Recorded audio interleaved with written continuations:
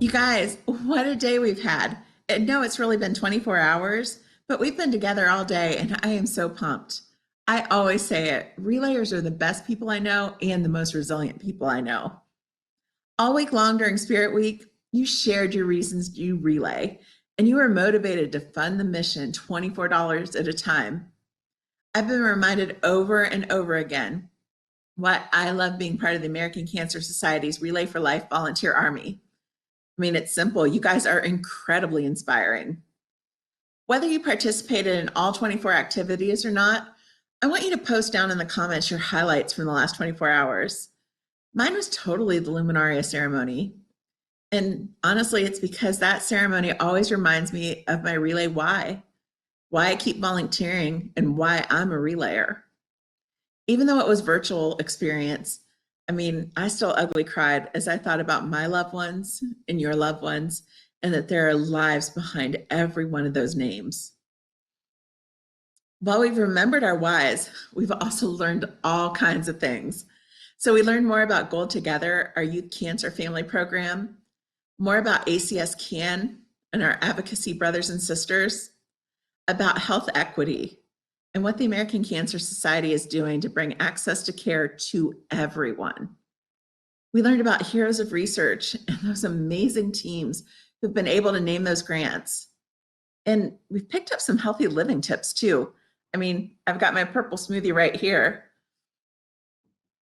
We hope that you're as motivated to continue the relay year in your local community. Last year, even with everything going on, you pivoted.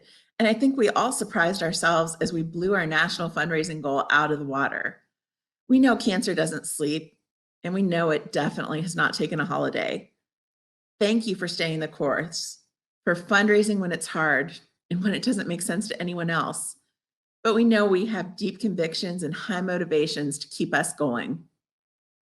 And speaking of high motivations, my friend Tiffany Jones shared what motivates her and keeps her going to the National Voices of Hope group. And we wanted to invite her here tonight to close out this beautiful day with her amazing story. But before I turn it over to TJ, a couple of things. First, the big ask, don't stop. Please don't stop.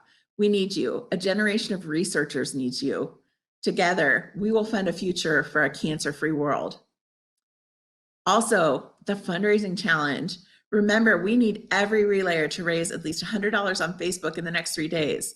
So make sure you connect your Facebook fundraiser in your Relay for Life dashboard. Make sure you're talking about Relay for Life on Facebook and ask for donations. I mean, we're all competitive, so the top 10 fundraisers win an Apple Watch. Do you want to win it? And also, finally, keep telling your stories. The way the world keeps hearing about what drives us and motivates us to do things like a TikTok dance party at midnight, or take a pie in the face when a bunch of kids bring in pennies to school, is when you share your stories. Make sure the people in your life know why you relay. And with that, I give you my friend Tiffany. My story starts as a caregiver. I became a caregiver at the age of 17, just turned 17. August of 1994, 13 days after my 17th birthday, also my senior year of high school, my mom and dad gathered my sister and I around the kitchen table to share she had been diagnosed with breast cancer. My mom and dad did the best that they could to ensure that my senior year was as normal as possible. She never missed a game, even when she was sick with chemo. Fast forward a couple of years through the ups and downs, chemo, radiation, doctor's appointment, and life, to my junior year of college. Her cancer came back. It actually had never went away, but she had some quality of life between treatments and when it returned more aggressively than ever. I moved back to my hometown, now a newlywed, to help my family and our friends take care of her. Like I said, I was a newlywed, a college student attempting to commute. That lasted a hot second. I lasted a semester. Then I quit and took the night shift caring for my mom.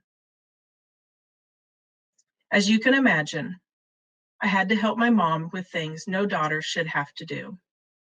But if asked to do it again, I would, no questions asked. A few short months later, my 3 sisters and I lost our mom on Valentine's Day, 1998. The caregiving didn't end there. I was a 20-year-old newlywed and now had a 16-year-old little sister to help finish raising.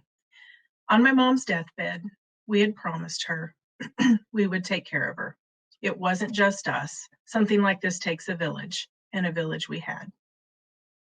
You may be wondering where the American Cancer Society plays into all of this. During this time, as a 17 to 20-something-old, the only thing I knew about this organization was you could send money in lieu of flowers to a funeral. No joke. That's exactly what I thought. I had no idea the programs and services that my mom used and the treatments because of the American Cancer Society funded research in rural Southwest Kansas would allow her more time with us than doctors thought. I didn't find this out until I was introduced to the American Cancer Society through Relay for Life several years later.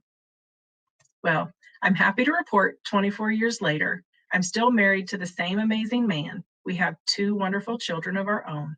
My little sister is a college grad, mom, high school teacher, and the 2020 Assistant Coach of the Year for the big state of Texas.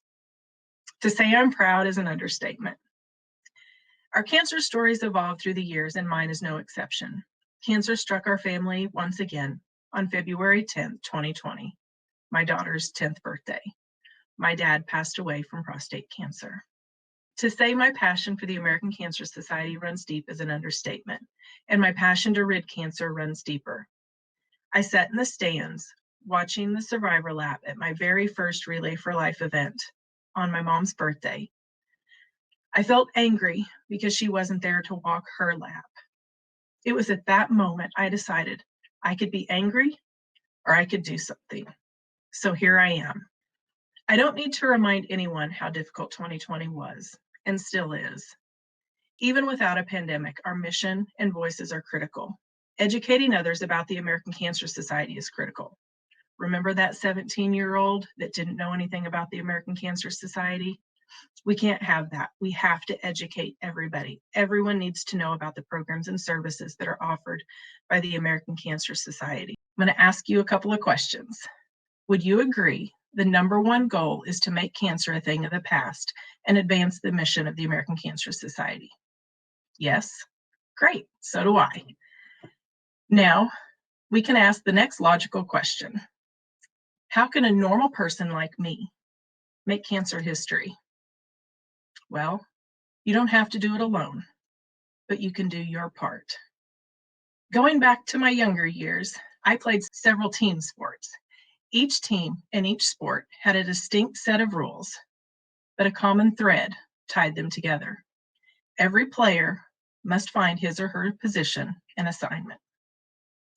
The fight against cancer requires us to find our positions, play for the team, and fulfill our assignments. It could be telling a friend to get their cancer screening, encouraging your company to get involved, or start a Facebook fundraiser. We just have to keep going. We must keep fighting. Fallon Taylor, someone my daughter and I admire and follow on social media, shared something that really stuck and resonated with me. She too has a cancer story. She doesn't know this, but she lost her mom the same day I lost my dad to cancer. Her mantra after the toughest year that she's ever faced, 2020 being what it was, then compounded with the loss of her mother. We get knocked down 7, we get up 8. You get knocked down 7, get up 8. Will you commit to being part of the greatest mission? If your answer is yes, then you truly are making the impossible possible. You can comment below about how you're going to make the impossible possible and do your part.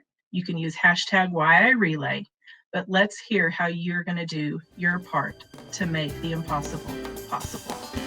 Thank you.